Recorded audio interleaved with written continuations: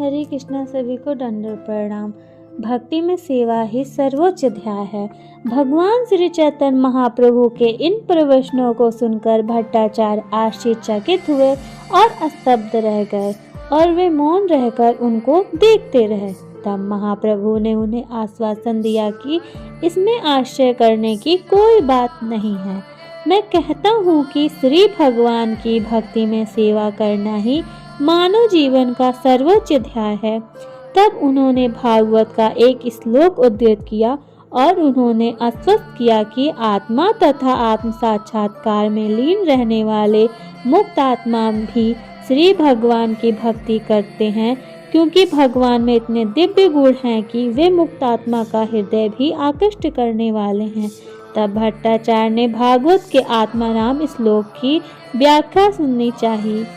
महाप्रभु ने भट्टाचार्य से कहा कि पहले वे इसकी व्याख्या करें, बाद में वे इसकी व्याख्या करेंगे। तब भट्टाचार्य ने पांडित्यपूर्ण ढंग से विशेष रूप से तर्कशास्त्र के संदर्भ में इस श्लोक की व्याख्या की। उन्होंने मुख्यतः तर्कशास्त्र के आधार पर इस श्लोक की 9 प्रकार से व्याख्या की, क्योंकि वे उस समय तर्कशास्त्र के सर्वाधिक प्रखर विद्वान थे। भट्टाचार्य को सुनने के बाद महाप्रभु ने श्लोक की पांडित्यपूर्ण व्याख्या के लिए उन्हें धन्यवाद दिया और तब भट्टाचार्य के अनुरोध करने पर उन्होंने इस श्लोक की 64 विभिन्न प्रकार से व्याख्या की और इसमें उन्होंने भट्टाचार्य की 9 व्याख्याओं को छुआ तक नहीं। सार्वभौम भट्टाचार्य द्वारा महाप्रभु की शरण ग्रहण करना। इस प्रकार महाप्रभु से आत्मराम श्लोक की व्याख्या सुनने के बाद भट्टाचार्य को विश्वास हो गया कि किसी मर्त्य प्राणी के लिए ऐसी विद्वतापूर्ण व्याख्या कर पाना संभव नहीं। इसके उपरांत श्री गोपीनाथ आचार्य ने उन्हें महाप्रभु की दिव्यता के संबंध में विश्वास दिलाने का प्रयत्न किया था, लेकिन तब उन्होंने यह स्वीकार नहीं किया था।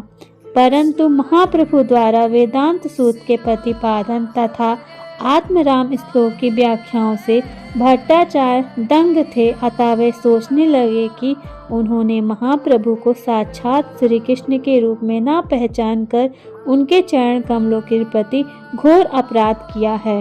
तब उन्होंने उनसे अपने पूर्व कृत कार्यों और व्यवहारों के लिए तत्पश्चात करते हुए उनसे पश्चाताप किया, आत्मसमर्पण कर दिया और महाप्रभु से दया करके भट्टाचार्य को स्वीकार करने के लिए कहा और फिर महाप्रभु ने उन्हें स्वीकार कर लिया।